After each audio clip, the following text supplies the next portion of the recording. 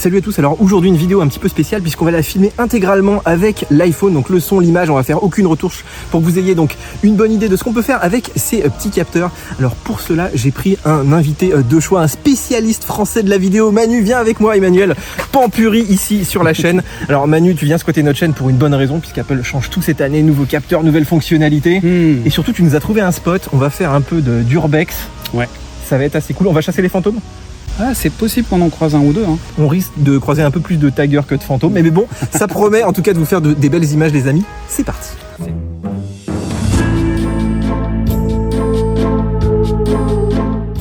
Il vaut mieux pas dire où on est, déjà pour pas qu'il y ait d'autres gens qui viennent, et parce que c'est pas tout à fait légal. Mais bon, on fait de mal à personne. Ah, tout à fait. Eh mais ils gèrent vachement mieux les contre-jours et tout, c'est un truc de dingue. Non mais regarde ça là. Bon Manu, tu vois les tags qui sont derrière toi, bah moi je les vois flous, c'est normal parce qu'on est en mode cinématique, le truc qui nous excite vraiment tous les deux, donc ils simulent comme ça un gros boîtier avec un gros capteur avec une optique ultra lumineuse. Évidemment tout est faux, mais c'est dispo quand même sur les deux appareils, donc ça c'est plutôt cool. Alors toi t'as un petit avantage quand même, comme t'as un zoom, et ben écoute, tu vas pouvoir me filmer en 3 fois. Par contre moi de mon côté, franchement, je trouve que le rendu est super. Tu vois ta petite touffe de cheveux là, je trouve qu'elle est plutôt bien détourée, et vraiment tu te détaches du fond d'une manière assez parfaite. Alors de ton côté ça se passe comment? Écoute, de mon côté c'est plutôt pas mal. On voit même une différence de netteté entre le plan de ton visage, donc qui est parfaitement net, et les iPhones qui sont un peu devant toi, donc la simulation est vraiment très cool. Au niveau du détourage, je reste encore un petit peu sur ma faim. Il y a encore des petits endroits où il a du mal, tu vois, entre tes doigts là par exemple, où pourtant il a le lidar le tien. Ouais, il a le lidar, faire un plan 3D un peu, mais il y a encore un petit peu à bosser pour que ça ressemble à un truc un petit peu plus optique. On va dire que pour Instagram, ça voilà. va. Pour Instagram, c'est nickel. Bon, Manu, alors là derrière, regarde, il y a une fille qui est dessinée. Bon, elle a pas des très beaux yeux, hein. Non. Mais par contre, il veut pas faire. Ah, ça y est, il hésite en fait entre toi et la fille, et il lui donne priorité à elle, alors qu'elle est pourtant, tu vois, en arrière-plan. Ouais. Alors par contre, je peux quand même me mettre sur toi là, et puis si tu tournes la tête, vas-y, tourne la tête. Et là, il va la chercher automatiquement. Reviens vers moi. C'est un peu sexiste, ça. Il aime pas les barbus. Il aime pas trop les barbus. Par contre, le détourage de tes cheveux, écoute, est pas si mal. D'accord. Mais vraiment, il préfère les filles. Petite, ouais, bah ça m'étonne pas. Mais bon, elle a certains atouts, quoi. Non, il hésite. Il hésite beaucoup. Il hésite, ouais. Non, mais bon, après, on peut le faire au doigt.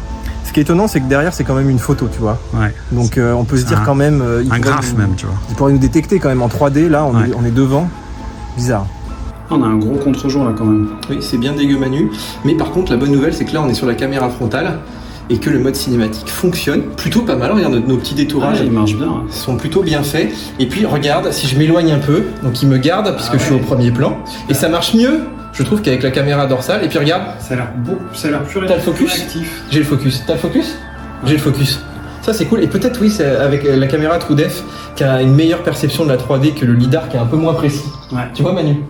Ouais, c'est clair. Ouais.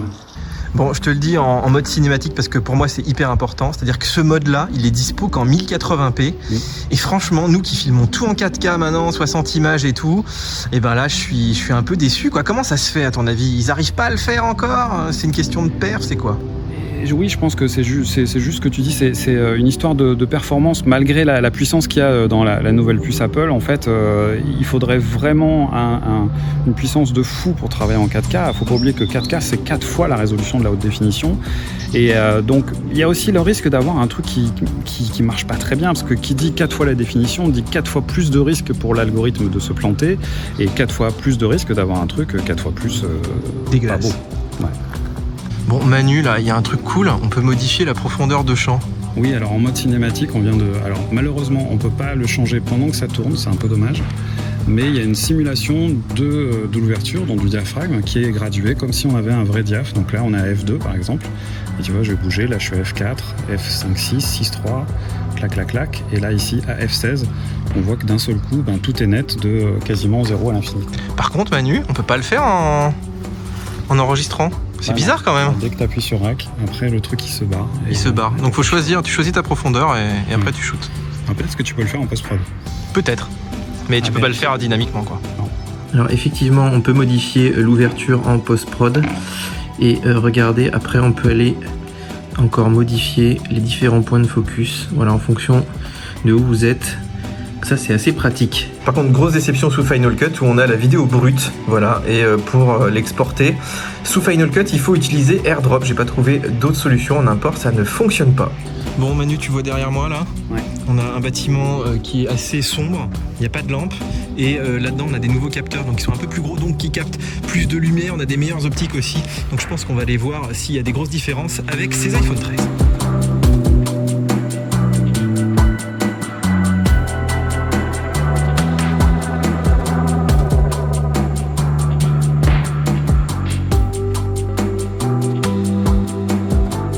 Bon Manu, on s'attendait à un ultra grand angle super bien, donc à droite sur le Pro Max de la série 13.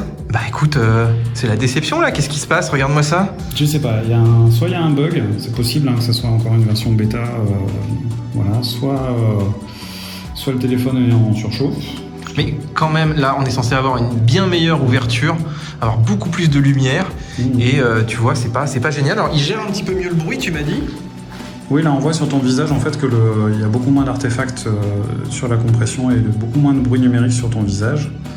Il y a un truc de rafraîchissement qui est beaucoup plus sympa aussi sur le 13. Mais décevant. Ouais, très bizarre. L'ultra grand angle, même sur le 13, tu vois, dès qu'il fait sombre, c'est toujours cracra, c'est un petit peu meilleur, mais c'est quand même pas génial. Tu vois, le plus fou, Manu, c'est que ça, là, ça a l'air assez récent quand même. Ouais. Tu te dis, ce bâtiment a été abandonné, mais il n'y a pas si longtemps. Non, et en quelques années, là, oh là là. Ah, c'est fou, ouais.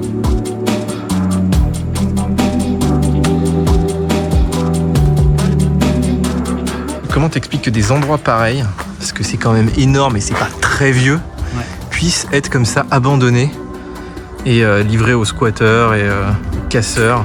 Le pognon, bah ouais, toujours le pognon. À mon avis, il y a des gens qui font de la spéculation sur un truc comme ça. Mais c'est un peu triste quand même. Ah, c'est dommage parce que c'est un lieu qui a une atmosphère, il y a un truc, tu vois, c'est... Mais même, tu vois, tu nettoies et tu transformes ça en galerie de street art. Que Montpellier, c'est une des capitales mondiales du street art, en fait. Il y a même des trucs de Banksy et compagnie. Bon, Manu, ça t'excite bien, là, ce petit mode macro, tu joues avec depuis tout à l'heure. C'est trop mignon, attends. En 3 secondes, tu nous as fait des photos magnifiques. Bah, en fait, tu vois, c'est vraiment un truc qui est intéressant. Moi, j'aime beaucoup la macro. Je trouve que ça permet d'aller chercher des détails, des trucs qu'on voit pas. Tu vois, c'est un truc de photographe, en fait, la macro. C'est vraiment c'est ce souci du détail, d'aller chercher des trucs dans le tout petit. C'est vraiment très sympa. Et alors là, tu t'approches, ça le fait automatiquement. Alors, ouais. On le rappelle, c'est dispo que sur le Pro, hein, c'est le seul qui a un ultra grand angle amélioré cette année. Et voilà, donc tu peux pas choisir de pas le faire pour l'instant, parce qu'ils ont dit qu'ils avaient quand même proposé une mise à jour pour avoir un petit contrôle manuel. Par contre, en vidéo, bon, bah, tu peux pas choisir ton capteur, c'est toujours le même problème. Il faut te mettre direct en ultra grand angle, quoi. Ouais, bah ça c'est obligé, mais bon, après c'est des limitations qui sont pas trop gênantes, parce que quand t'es en vidéo, tu passes rarement d'un plan normal à un plan macro, tu vois. Si tu décides d'aller faire un plan macro, c'est plutôt des plans d'illustration, quoi. Tout à fait. Manu, là, on testait les zooms. On a testé le 2 fois, le 2 fois et demi et le 3 fois. Ouais. Et bah franchement, le 3 fois, quand tu viens du 2 fois, c'est pas mal, hein. C'est pas mal, écoute, ça apporte un vrai truc, surtout pour quand tu veux faire du portrait, sans aller chercher l'effet de bokeh.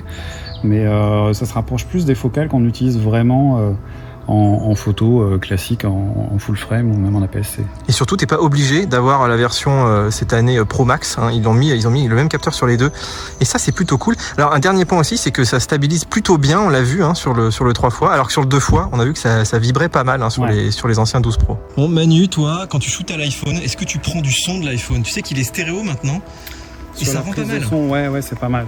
Écoute, oui, que je trouve que quand on est à une distance assez modérée, la qualité est vraiment très sympa, quoi. Par contre, moi je trouve que là, tu vois, on est dehors.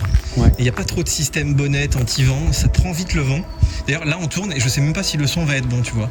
Mais on est un peu protégé, on a de la chance, mais tu veux être en plein vent, c'est même pas la peine en fait. Ouais, c'est vrai que là, il y a un peu d'air, ça risque de... Fais attention à toi. Tu sais que t'es beau en mode cinématique, Manu. C'est vrai. Bon Manu, cette stabilisation par déplacement de capteur, moi j'étais pas bluffé sur le Pro Max l'an dernier. Ouais. Est-ce que là tu vois une différence? Donc sur le 13 Pro maintenant, on a cette stabilisation par déplacement de capteur, sur le 13 aussi, mais on l'avait pas sur le 12 Pro. Écoute, c'est pas mal. Là, je vois les deux entre l'ancienne version et la nouvelle. Et c'est bien d'avoir ça dans ce petit form factor. C'est assez efficace, j'ai l'impression. Il faudra avoir ça sur grand écran. Moi, j'ai le pas un peu lourd. Donc, tu vois, le talon en général qui encaisse pas mal. Et ça crée des vibrations. Et là, j'ai l'impression que c'est très fluide.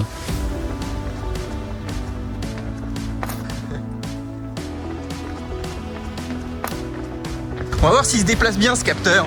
Je vais essayer de pas me viander parce qu'ici on est en zone dangereuse quand même, en zone de guerre là.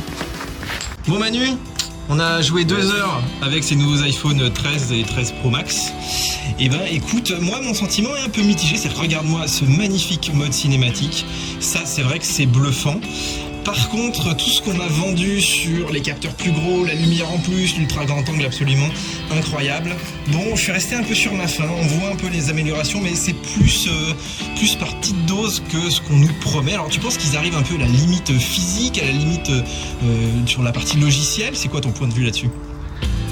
Il y a un moment en effet où cette espèce de computational, là, comme ils disent chez Apple, qui mettent à toutes les sauces dans l'audio aussi, il fait pas non plus des miracles. C'est-à-dire qu'on est quand même dans une idée de reproduire de façon logicielle des choses qui font l'esthétique de l'image, de la photo, de la vidéo, notamment ces effets de bokeh qui sont liés à l'optique et à la taille du capteur. Et je pense qu'on atteint les limites de la physique là. Il y a un moment où si on veut aller plus loin, il va certainement falloir augmenter la taille des capteurs, augmenter la taille des optiques, et c'est pas toujours facile par rapport au design, parce que moi je m'en foutrais d'avoir un truc plus saillant et une plus grosse optique, mais je suis pas persuadé que le commun des mortels aimerait avoir un capteur avec d'un pouce et une grosse optique dans la poche, quoi.